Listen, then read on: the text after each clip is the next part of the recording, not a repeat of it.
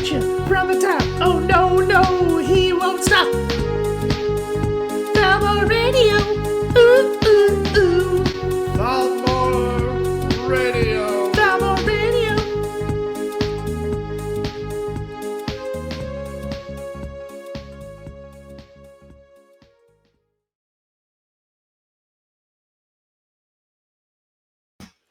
Welcome to the not March. Whoa, what am I saying?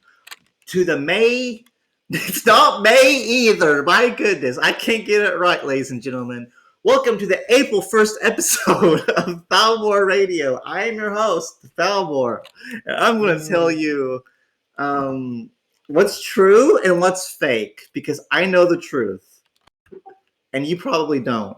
But that's okay, because I'm here to guide you, because that's what I do. Jeb says the USA is fake. It's an illusion. Okay, Jeb. We have a Mexican nationalist in chat. That's very good. Do you know of your truth, Thalmor? I am very confident in myself. Now, whether or not that is a healthy self-confidence that comes from overcoming great trial, or if it's like the narcissist kind, I don't know. It's probably the latter.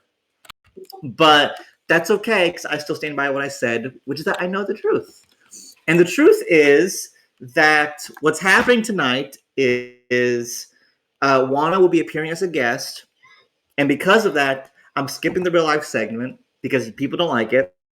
When I did the listener survey, that was the only thing that got any kind of criticism, was that people didn't really like the real life segment. So I will not talk about real life stuff. I'm going to talk about my internals, the game, and then bring WANA on. So that's what the layout's going to be. I understand, Jeb, but thank you for explaining anyways.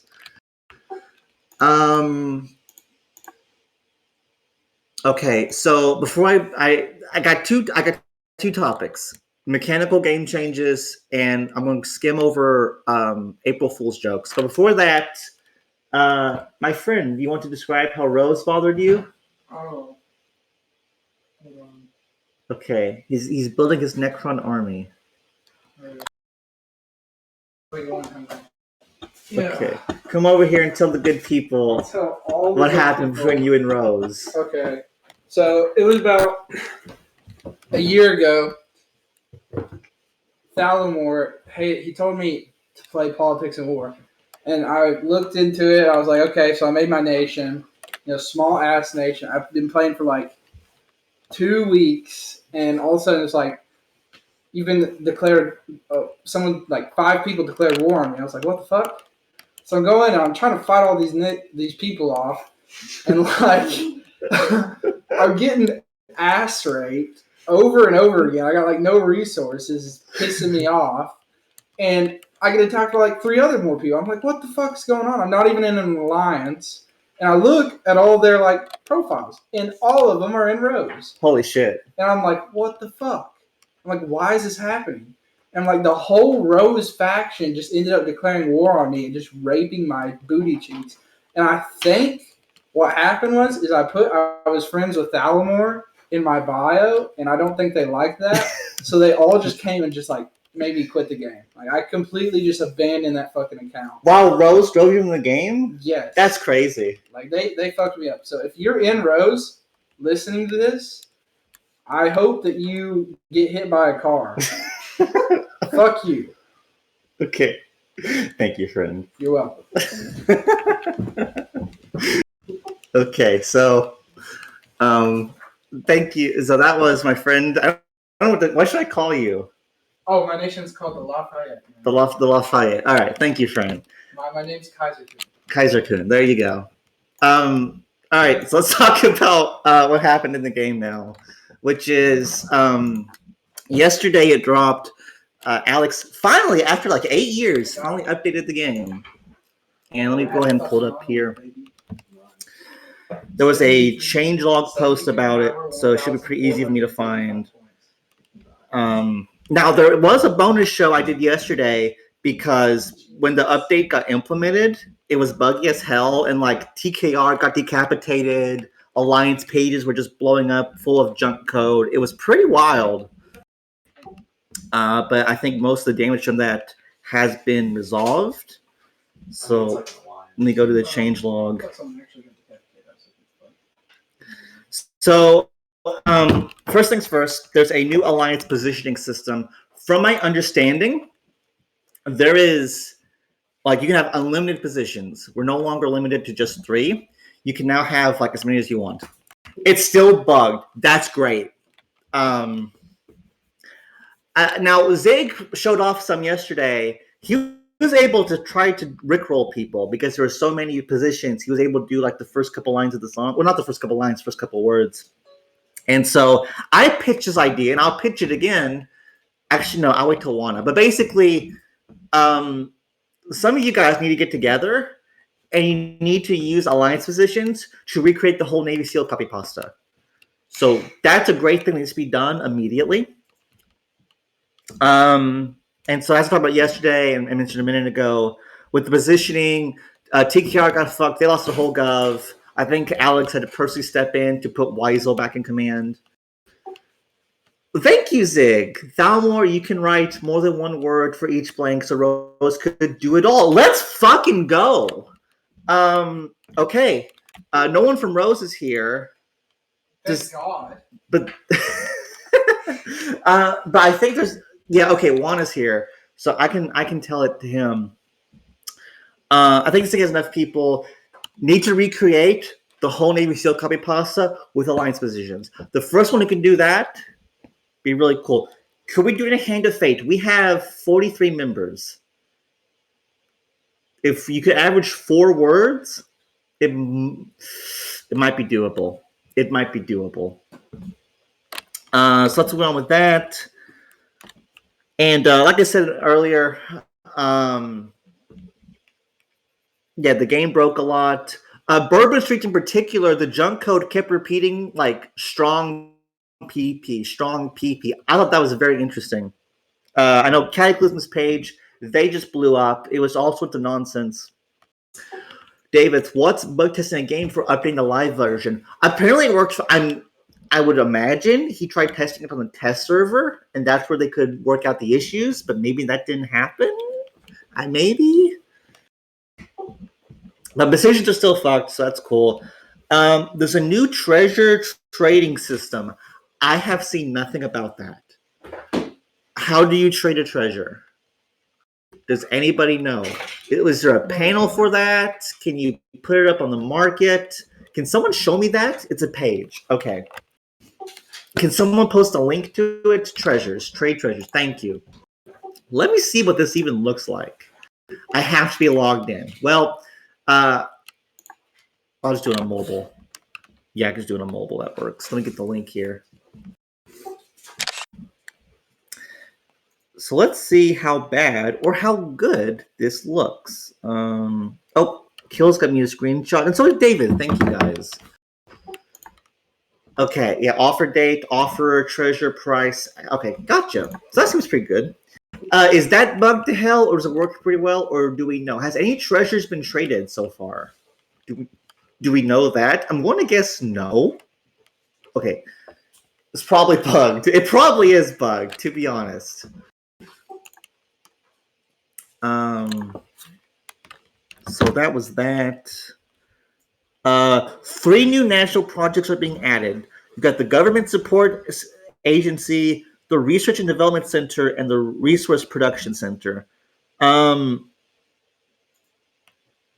Government Support Agency is really fucking good because it increases your domestic policy, its effects by 50%. So like cities go from being 5% cheaper with manifest destiny to like 7.5% cheaper. And so that's pretty cool.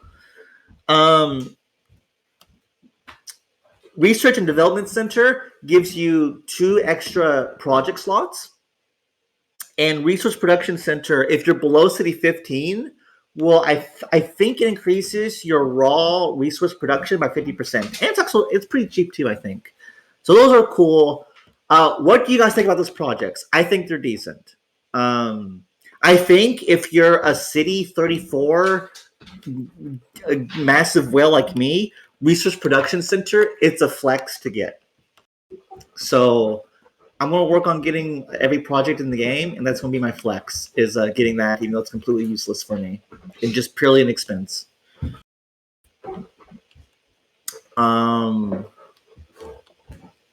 shit, Jeb, you're right, because you have two projects that, with infrastructure, you have two projects that make it cheaper. You have the domestic policy, which makes it cheaper, and then you can add a government support agency to make it even more cheaper. So, yeah, so these projects seem pretty decent. I'm happy that you have, I think they're decent. Not really, because the resource thing costs, The domestic policy project takes 2.8 billion bit on his nation to pay off. That's like what, a year? If you fight like 2 or 3 globals, that's like at my size, that might be worth it. And also, what's the domestic policy that boosts your overall income? Is it open markets? So that's how, again, if you're really large, that could be really cool. The monthly credit redemption limit is going to increase from 10 to 20. What was the motivation behind this? Does Alex just want to make more money?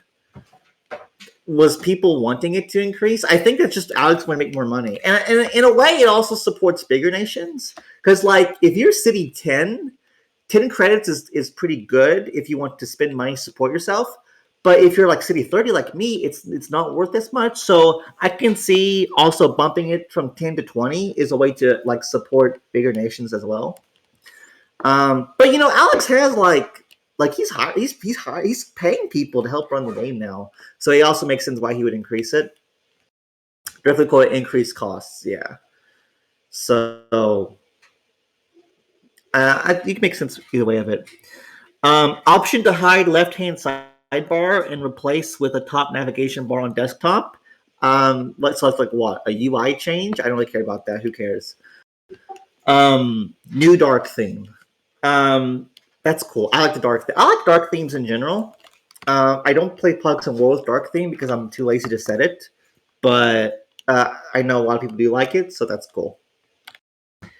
And I don't know what was wrong with the old dark theme. I think the old dark theme was like halfway unofficial, and it was a little buggy. Like I know, I think Dr. Rush made it, and I don't like. It just wasn't. I just don't think it was fully supported. Graves says he's banking on regular spenders to double up their spending and nothing else. They probably will. Look, Pareto distribution. Okay, 80% of Alex's income comes from 20% of the player base, or something like that. I'm sure Pareto distribution is still in effect with the game as with anything else. So he probably will be making double-digit more money now, at least. So, I think that's it. Is there anything about mechanical changes I should cover before I move on to April Fool's stuff? Is there anything else? I think that's it. I talked about the bugs. David, you hate the changes, David? Because if so, I want to know why. Oh, you hate the bugs. Yeah, the bugs are cringe. I don't like bugs in real life. I don't like bugs in my video games. Wait till that score change hits. Yeah, aren't cities being reduced from 500 score each to 75? I will not eat the bugs. I will not live in the pod. Yeah, 175. That's great. That's great. Because that means I can bully more people smaller than me. And that's awesome. The fact that Cyber Nations had an unironically better alliance position system than PW was funny. Okay. Sounds like a person. It might be a personal opinion. Well, no, Hold on. It sounds like one. Okay, so 25 times 34 is 850 points. Bro, I'm going to be able to hit so many more people once this change goes live. It's over for you upper city 20 people. I'm gonna be able to scalp your little ass. It's gonna be great. So, Thalmor, if you hit me, be gentle. I will be gentle with you, Keely. Don't worry. Jesus. All right. So, I think we're at. Let's go ahead. Let's move on to who here has a good grasp on all the April Fool shit that's been happening. Like, does anybody have a good grasp on it? I have not been paying attention. Jeb does. Okay. Can you voice chat, Jeb? 10 death marks.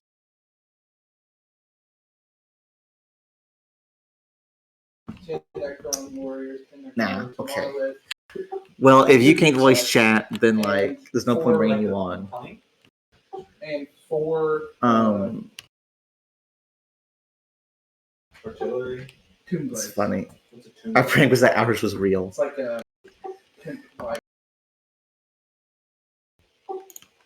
Yeah, so the tree web is just a fucking mess. Aurora has signed everyone. Serpentis has signed people. Like, it's just, it's all over the place. I know. And so, y'all got a fuck ton of space. I'm done. I'm trying to think. Nah. Yeah, there really wasn't any good April Fool stuff. So I think I'm kind of going to move on. Best April Fools is Immortals. Yeah, they have the whole communist thing. Yeah, they put some good effort into it. What was Bourbon Streets? I didn't see theirs. Oh, the notification. Oh, got it. Yeah. Oh, okay. Yeah, Bourbon Streets is way better.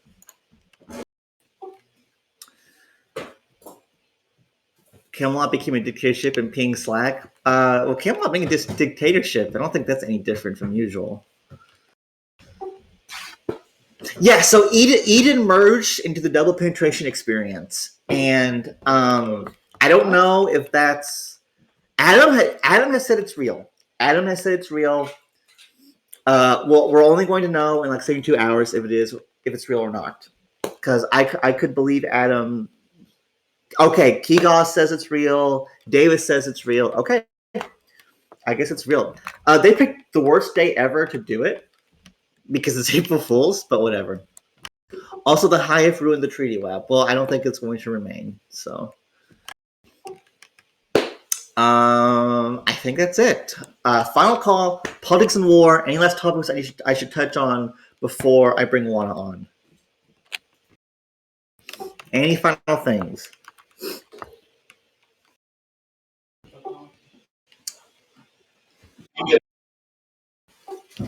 Sagan kills Bob? Congratulations. I hope they'll get City 35 in like a week.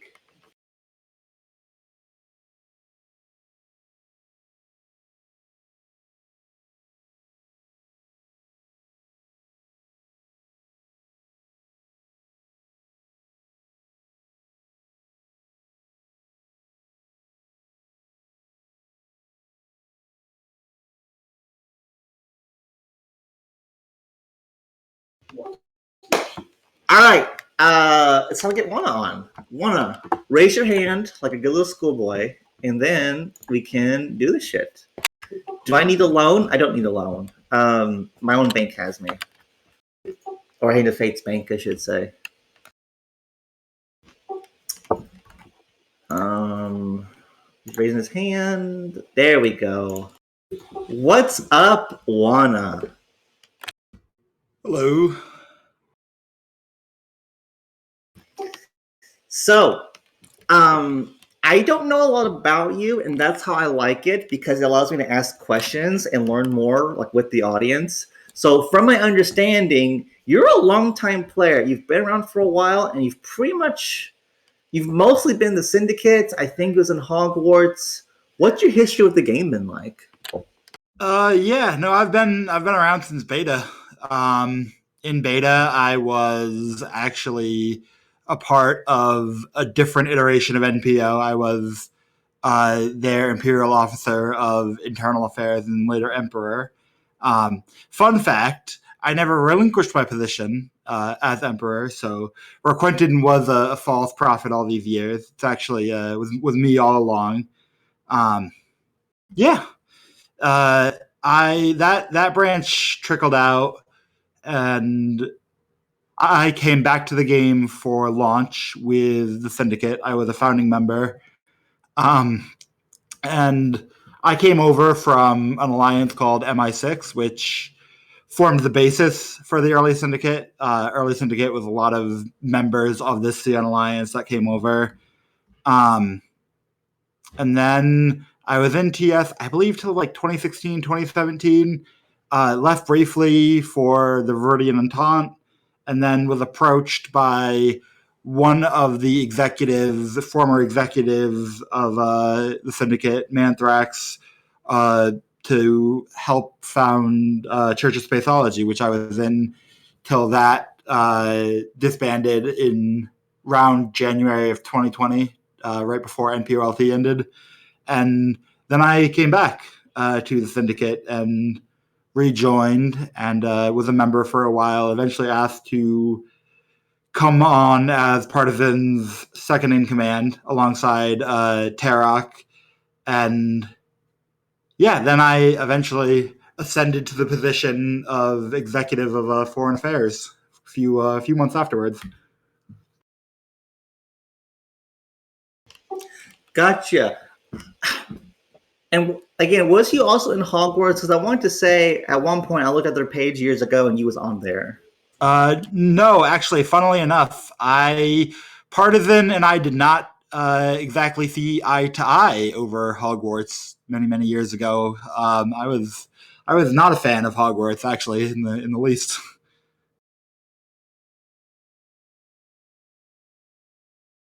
Okay, so go into that some, because this is my understanding. Tell me where I go wrong.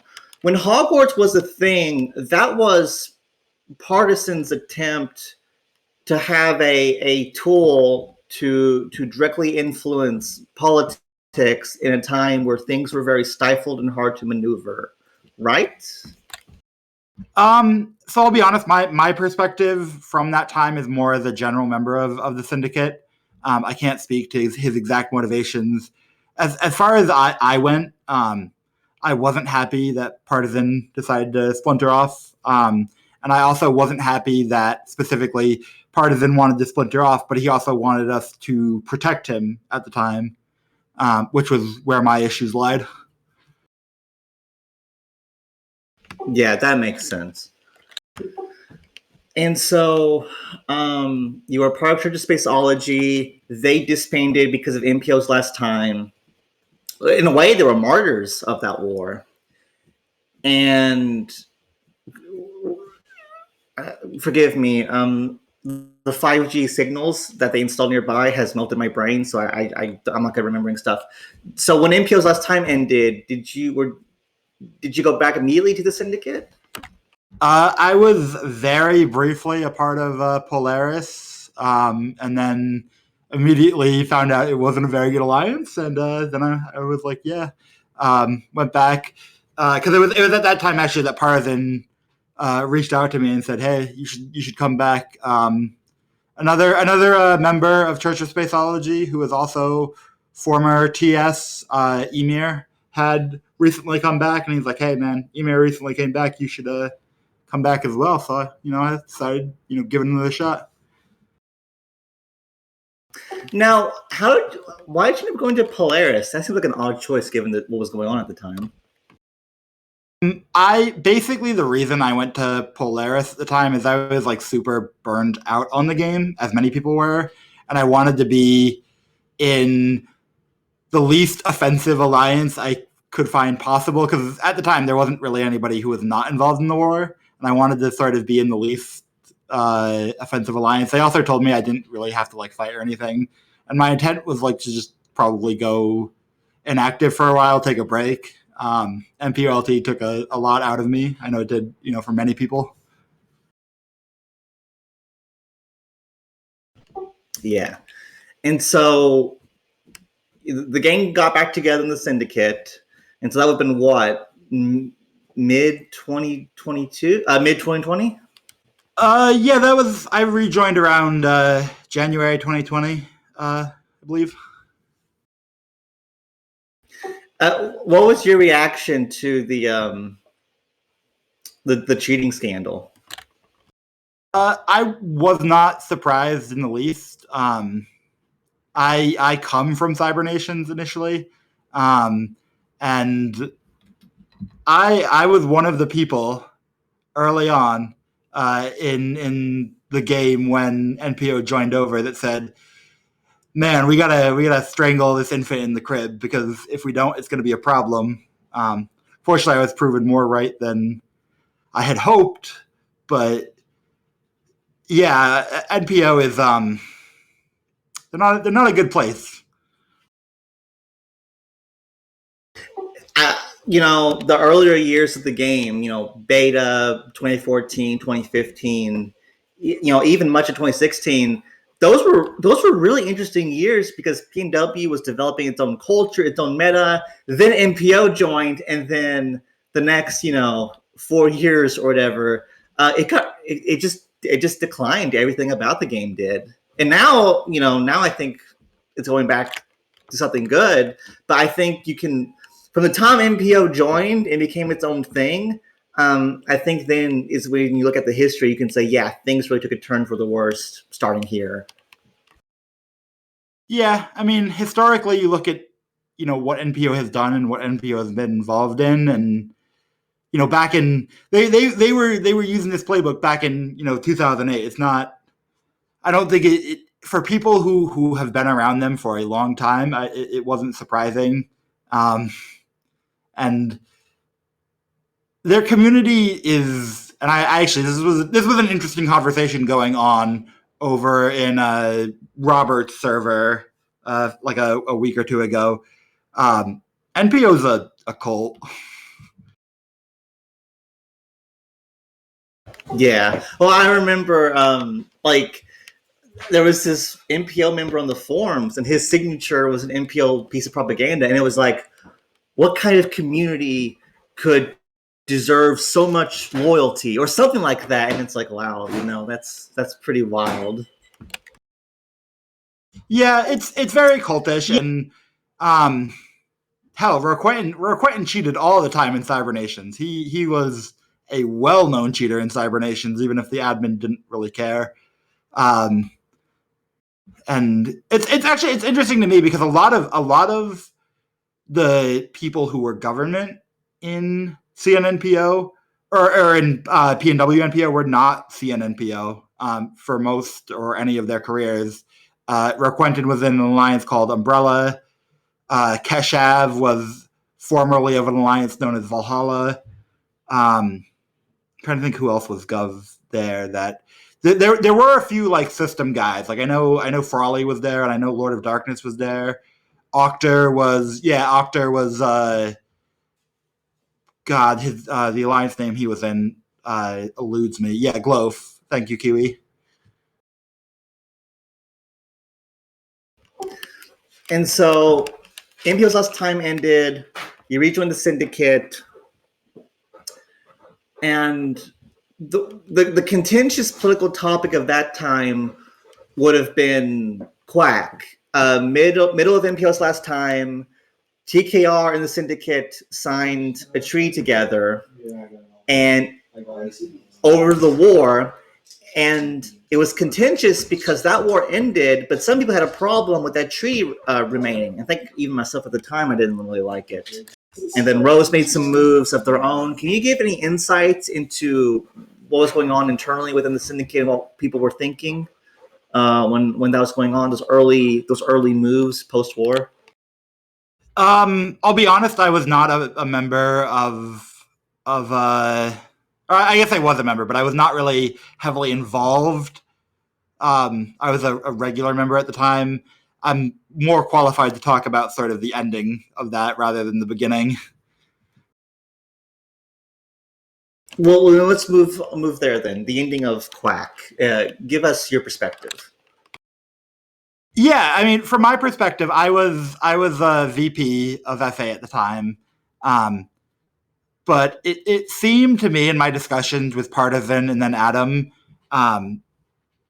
that Quack Disbanding was basically a foregone conclusion. And I think even before Duck Hunt, I want to say it was pretty much a foregone conclusion. Or maybe around the time of Duck Hunt, it became a foregone conclusion. And so it was seen as a treaty that basically had no future, in the sense that if we were just going to continue to get 1v3'd every war and not be able to move and shake things up, the game wouldn't be able to move forward. And so TKR and TS both sort of mutually agreed that what was going to be best for both of us was to go ahead and split the treaty. Funnily enough, the last ride was obviously not super planned because of the screenshots coming out at the time they did. We decided to hit Swamp, I think it was at the time, over that. Although, correct me if I'm wrong, I'm pretty sure there was another aggrieved party who also might have hit them over that. And I'm fairly sure that we negotiated that we were going to be the ones who hit them, and we were going to do like a funny last ride, we'll do this and then we'll break up thing. And that's sort of where it was left. There was no particular hard feelings at the time over the breakup. Both TKR and TS thought it was pretty eminently necessary.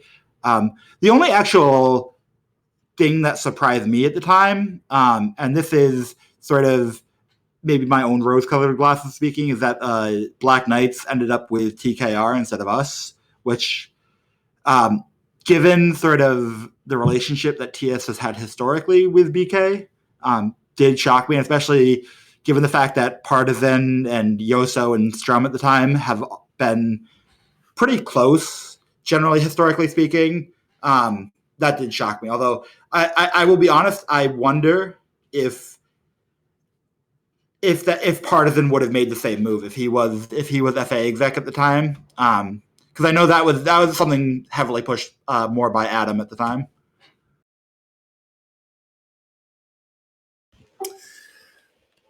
All right, so Quack disbands, TKR forms Hollywood. I'm trying to remember, refresh my memory. What conflicts did the Syndicate get involved with between then and when you guys hit? I think it was Oasis or the other block at the end of last year. It was Oasis and Mystery. Yes. Didn't Rose attack you guys again though? Some point beyond then, but during that time frame. No. We hit Hollywood. I think it was August of last year, and then we engaged in a war against Mystery Oasis during, I think it was December, I want to say. Got it. Thank you. Refresh me on why did you guys end up hitting Hollywood again? Hollywood was a bit of a thorn, and it's something that I've taken a lot of flack over since then. But essentially, our concern was that Hollywood was a problem for the game in terms of its combined dominance, in terms of Grumpy and Guardian having a massive high tier and then forming with TKR. And also, the narratives surrounding the Syndicate and Hollywood at the time were very, very much trying to pin us together, trying to make us be enemies. And partially, I think that is a historical thing, but partially it was sort of the hand I was dealt at the time of me becoming FA exec. And I became FA exec the day after Peace was announced, or the day of Peace was announced for the last ride, and then immediately got thrust into Hollywood hitting Rose, and then was essentially asked at the time by Lord Tyrion of the Immortals if the Syndicate would join that war on their side, which I did not do at the time because of our recent treaty with the Knights Radiant, and our relationship was still pretty good at the time. And eventually it just sort of kept building this narrative that we had to fight and that they were an issue for the game. And SRD actually went on the air on Morph's show and essentially, said that, made a comment about hitting us, which he might have been joking. He might have not been joking. It might have just been his personality. But if you're an alliance leader and you threaten to hit somebody, nobody in their right mind is gonna be like, oh, he's just joking, ha ha ha. Like, and I think that him trying to play that line, like, oh, it's just his personality, is bad, because Ronnie is many things. He's not one of those things that he's not dumb. If Ronnie says something, he generally means it, at least in my experience.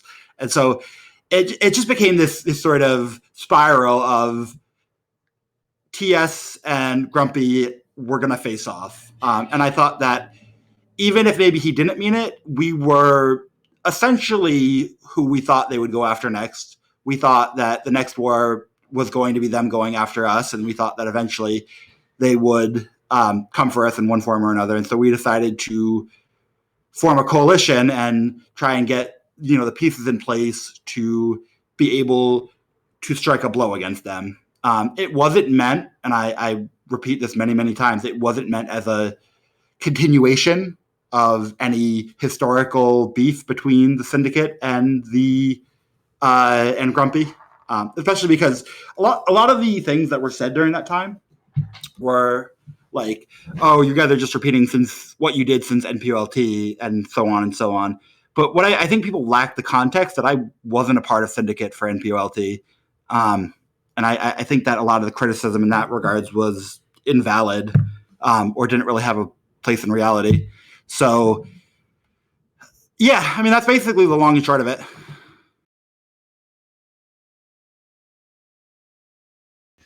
Gotcha. Now, there's been some questions in chat here. Lysander asks, what was your opinion on everyone hitting Hollywood when it formed and hit Rose? Obviously that, was a concern of mine. In fact, I'll be honest. We were not sure in the Syndicate that we weren't going to be the target. And I approached TKR Gov at the time. They wouldn't give me necessarily a straight answer off the bat, although they did eventually sort of hint at it. Yeah, I mean, it was concerning, and especially it was concerning because basically what ended up being the result of the war is that Mystery and Oasis both entered with Rose, and even with the numbers advantage, they were not able to take down Hollywood. They were pretty resoundingly beaten in that war.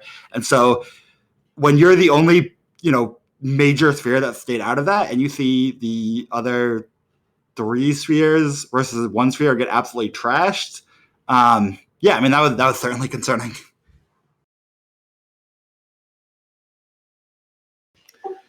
And when we was talking earlier, Vass says, so you knew they were a problem, but you decided to not stand up to it, instead sat on the side while others did the work.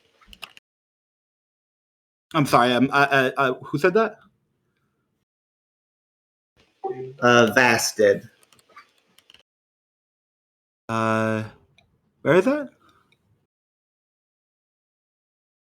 There's a speeder Say again? in under 20 minutes.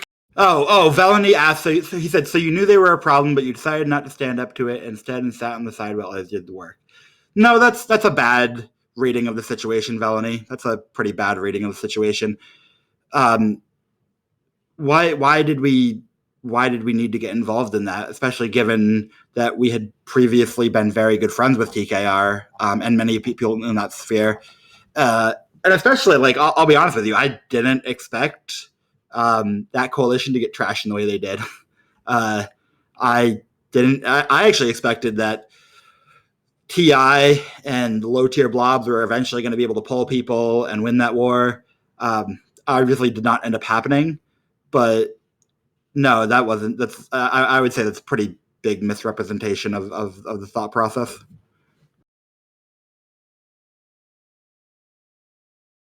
And then Roberts, he comes in with the heat here and says, "When will your mercy game not be dog water?"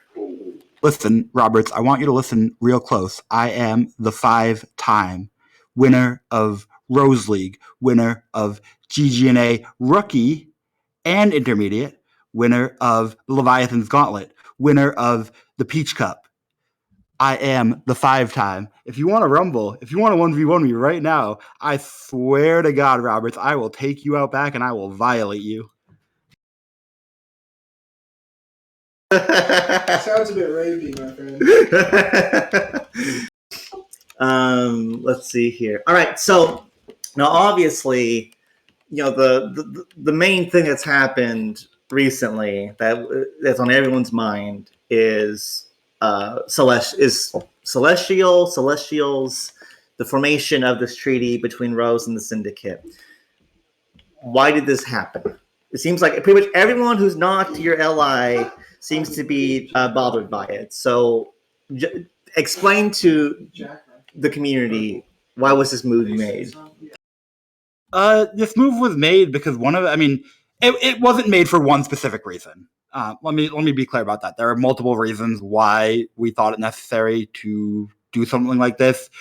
One of those reasons is that, some of the resounding criticism we heard during that war is that the Syndicate hasn't done anything new in a long time. And that had some validity to it. We had remained allied to these people basically since Quack. These were people everybody who was in Blackwater had been in Quack, minus I think Legion, who was not ever in Quack. But yeah, we had been charting the same path. And from my perspective, our FA position just sort of kept weakening and weakening. First with the split of Quack, and then obviously with the split of Eclipse. And it had just sort of kept weakening and weakening to a point where I didn't think that Blackwater as an entity was going to be viable anymore. And I think that one of the concerns from my end, from my government's end, is that Hollywood had just shown a pretty clear way to beat Blackwater, and that is you swamp the Syndicate and you take them out, and then as long as you do that, you win the war. And that was a really bad position to be in. That was not a great position to be in. But also on a more positive end, I think the game needs people who are going to think boldly and act boldly, and do things that may piss other people off. And I think in this way, yes, we could have done the same thing, and that's the criticism from both Clock and Hollywood. Well, why don't you guys just stay independent spheres? You guys were fine, blah blah blah blah blah. But that was that's hypocritical from both of them, given that Hollywood signed the Immortals and that Clock signed Voodoo and had added Bourbon Street while we were in the formation process of this block. It had seemed to us that an arms race had basically been set off, and we didn't. Both Rose and the Syndicate were not content with being third and fourth, respectively. And there's been a lot of hoopla about Syndicate destroying minispheres, blah blah blah blah blah. And I have repeatedly said, I think minispheres are dead. The Syndicate and Rose are not the ones who killed them. Now, how can you say minispheres are dead when, before yesterday, because April Fool's ruined everything, you go onto the treaty web, and I think you can see like 7 distinct groupings now that are pretty independent from each other. Do you think I'm wrong? And it's okay if you do, but can you explain it? I think they're dead in terms of the important political metagame. Because as much as you want to make a deal about like Johnson's existing or HM existing, those are not spheres that have the political weight or the military or economic weight to really contend at a top tier at the moment. And so I think that what we have now is a form of tripolarity. with Clock, Celestial, and Hollywood. Although I have made the argument that I think actually what we have now is pretty similar to when I started in terms of what we have. Yeah, Toxic. I know that you and Clock don't feel like you measure up, but I'm not able to help you with your confidence issue. I apologize. Yeah, I think it's pretty similar to what we had, in that we have 4 distinct spheres at the moment, 4 distinct power spheres. Obviously, there are more. More high tier than we had back then, and there is a little bit higher sort of at the high end than we used to have, in terms of, I think both in Hollywood and Celestial pack more punch than the top 2 spheres used to. But I don't think that we are in a state of we're not in a state of bipolarity yet, but I do think that we are in a state that is not abnormal for the game the past 2 years.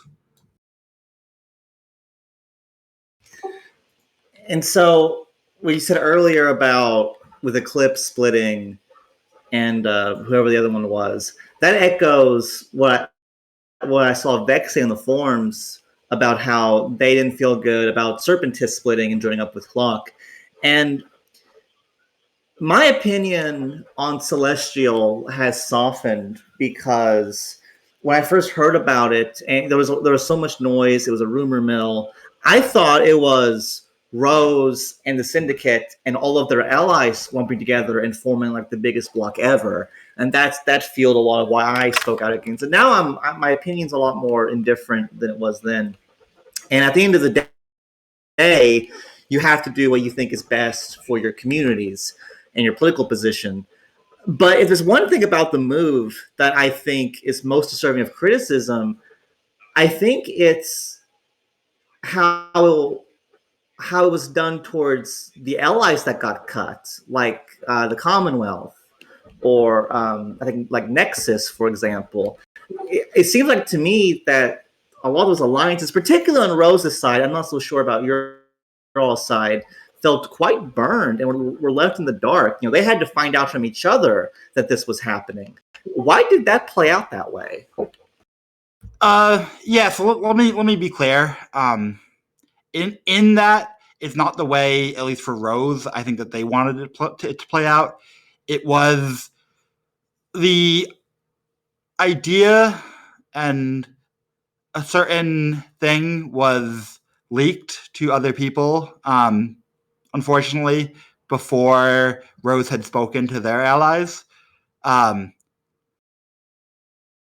so I don't know. I can't speak for how they handled it. As far as the Syndicate goes, I don't think there should be bad blood between ourselves and CTO and OWR. I don't know that this is widely known, but CTO was offered to be a part of the grouping. They chose not to be a part of the grouping. And OWR, Sval and I had a really nice conversation surrounding the cut. I think that Sval knows that it was, more of a business move, wasn't a personal thing between us. And I was actually pretty sad to lose OWR. OWR had been a really, really great ally for a long time. I really, really personally liked Sval. So that was tough. But, once again, I think it goes back to me. It's people in this game for a long time have been afraid of their own shadows. And I think that you need more people who are willing to make decisions that aren't always going to be beloved by everybody.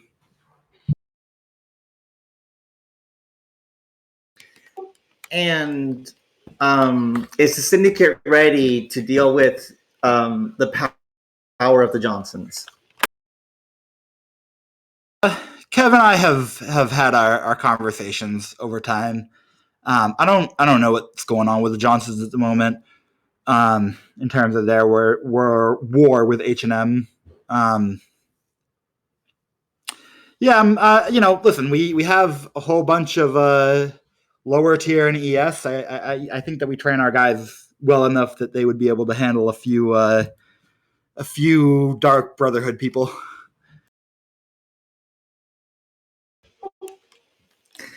And what's the future of Celestial? I would imagine it's going to be maybe not getting more member alliances. Maybe like I would imagine there's a lot of economic power tied up with Rose and the Syndicate. I would imagine you guys would be spending a lot of time just growing cities. So yeah, I mean, to some degree, we are economically powerful. But I think actually, and I'll talk to you about my vision for Celestial and what I initially pitched to Rose in terms of my vision for the block. I think that one of the issues that this game has faced is that a lot of places new players go and they get really, really badly mishandled. They're not trained well. They're not really given a shot to succeed in the game. And that's been a problem for numerous alliances. I can look across the game. I can throw a dart at the treaty web and probably find an alliance that isn't doing a great job training their members and sort of nurturing the next generation. So for me, what I really care about in this block is being able to acquire, retain, and train newer players. And I think that Rose and Syndicate are both uniquely positioned to do that and work in concert to do that and try and make sure that there is a next generation that comes in and is prepared and ready to lead when Vex and I are gone, when the current generation of players are wanting to retire. And not just that for a membership level, but also an alliance level in terms of protectorates. I'm really, really happy, and I was really, really affected by our long-term treaty with the Dead Rabbits, formerly Rohirrim. And I saw the potential that a newer alliance that is trained right and treated right and given the tools to succeed. I saw the sort of success that you can have when you do that. And so my hope is that we'll be able to attract newer alliances and players who want to make new alliances and sort of breathe that fresh air into the game, because it's hard as hell to be an alliance leader, and it's harder to be a micro alliance leader. And so I want micros, I want protectorates being given the best opportunity they can to succeed. And I think that Celestial will give them, or will give any protectorates in that regards, the best opportunity to succeed in this game.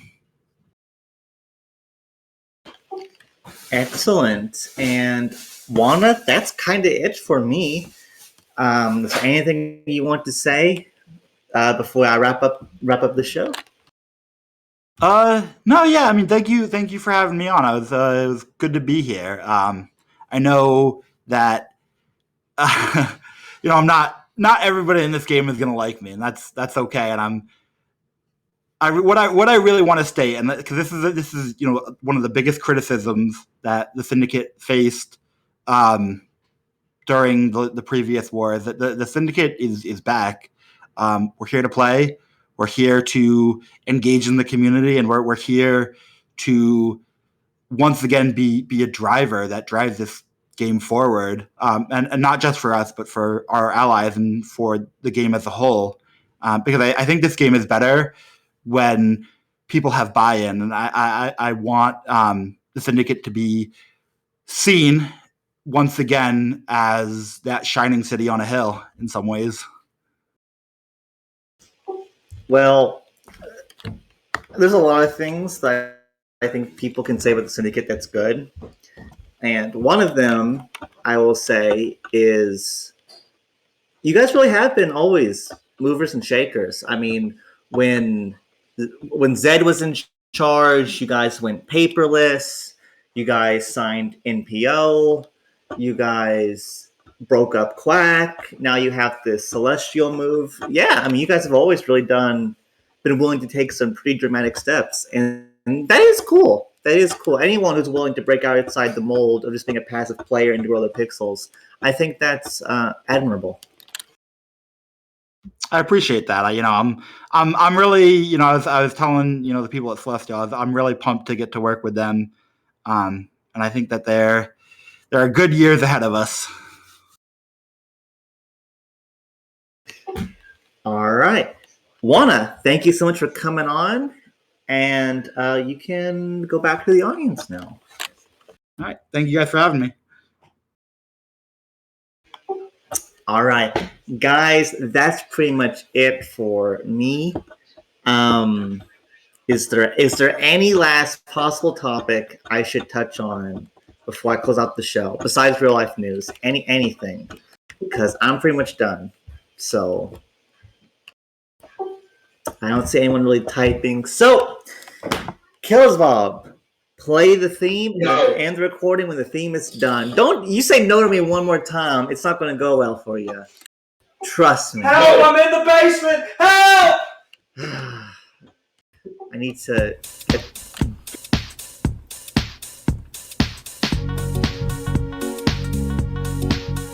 Thalmor Radio. Ooh, ooh, ooh. Thalmor Radio. Yeah, he's coming at you from the top. Oh no, no, he won't stop. Thalmor Radio. Ooh, ooh, ooh. Thalmor Radio. Thalmor Radio.